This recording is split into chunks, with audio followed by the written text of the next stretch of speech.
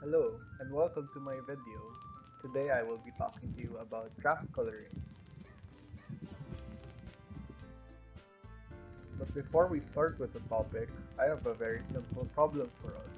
Is it possible to fill this logo with only three colors such that no color lands beside an area with the same color? Let's try it out. Let's first put in the red color at the top, then this bit of green on the side, and then yellow on the last side. But now we have to color the middle. What can we put now? We can't put green because it's next to the right region which is already colored green, and so with the other two colors.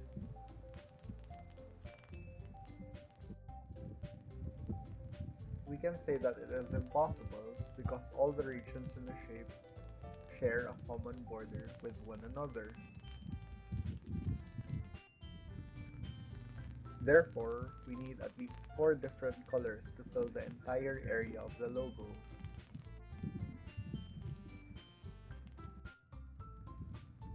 But did you know? The same could also be said for all maps. But before we get there, we need to start off with some definitions. First, graphs are structures containing points referred to as vertices connected to each other through lines called edges. We can see here that the circle containing A is a vertex, while the line between A and B is an edge. These are different from the graphs we usually encounter in algebra or calculus, where we see parabolas and Cartesian planes and the such.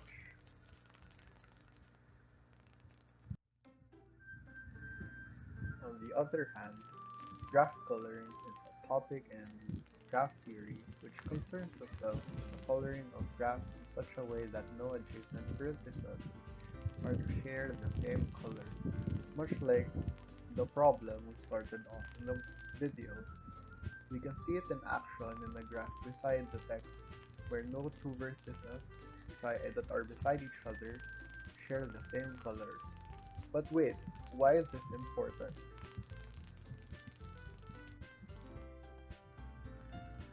Whenever we see clumps of data together, it becomes hard to differentiate one another, so we color each region.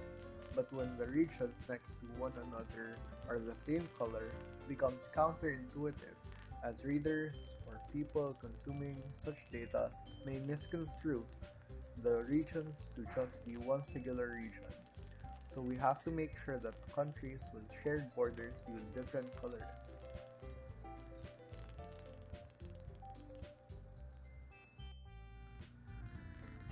Such is true for all data. That's how we say coloring is important. Let's see the pie graph in here. It makes no sense because the legends are interchangeable. Therefore, we can no longer properly understand the data. The same is said on the bar graph next to the pie graph, where we can no longer differentiate the data and can no longer analyze what it means.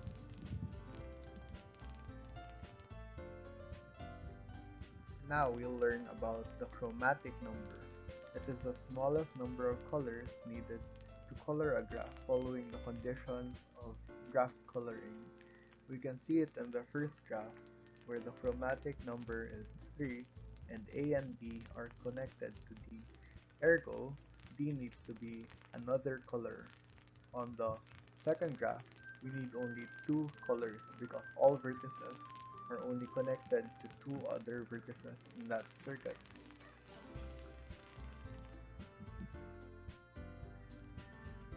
So, aside from coloring, how are graphs connected to maps?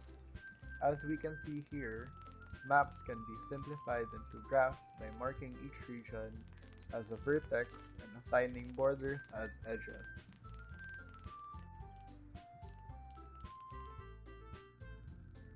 If we do that, we can transform the map into this graph with a chromatic number of 3, where A is connected to C and D, and B is connected to A, C, and D, and D is connected to B and E, while E is connected to D.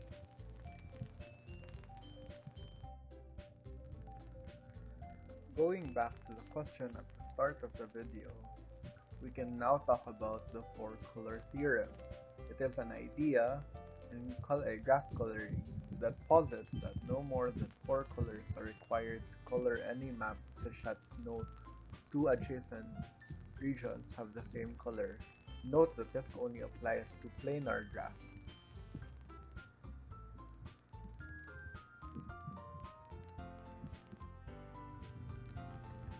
Therefore, we can't use the graph on the left because it is non-planar as it has intersections we cannot reconcile, so each vertex has a different color.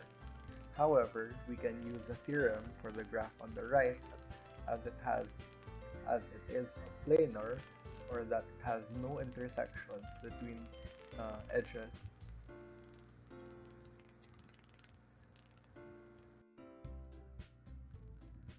The idea first came about in 1852 when Francis Guthrie argued that he could use only four colors to label all the counties of England. It was then popularized when he, through his brother, showed this proof to his professor Augustus de Morgan, who was subsequently baffled by such conjecture and showed it to all of his peers.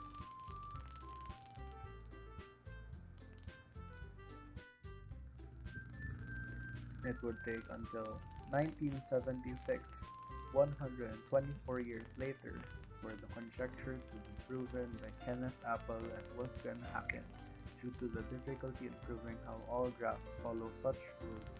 It became the first theorem to be proven using a computer, stirring controversy over its veracity as it was impossible to check the proof using conventional methods. It would lay the groundwork for other theorems to be proven using computers, such as the Kepler conjecture, which would prove the optimal way of stacking cannonballs or spears through a hexagonal closed packaging. Other different theorems would be proven as well because machines were able to process so many more information than any human can.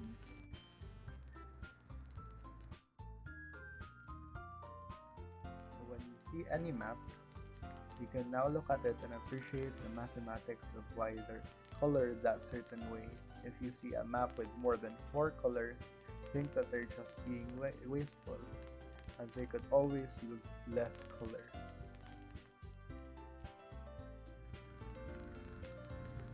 But you're probably thinking, I'm not planning to be a cartographer. Why would I care about coloring graphs?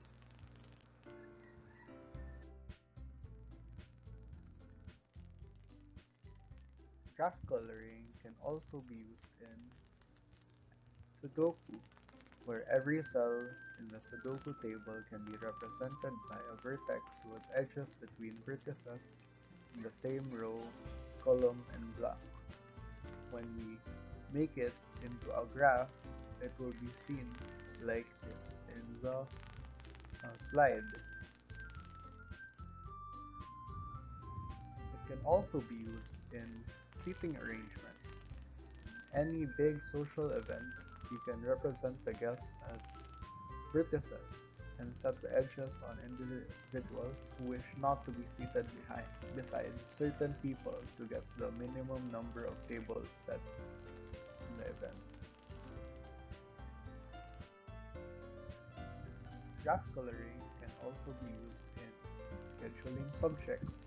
To avoid conflicts in student schedules, you can set every subject as vertex and all the conflicts classes with common students as the edges. In this case, you can find the optimal schedule for everyone. That's all for this video. Thank you for watching. Please see my references for further reading.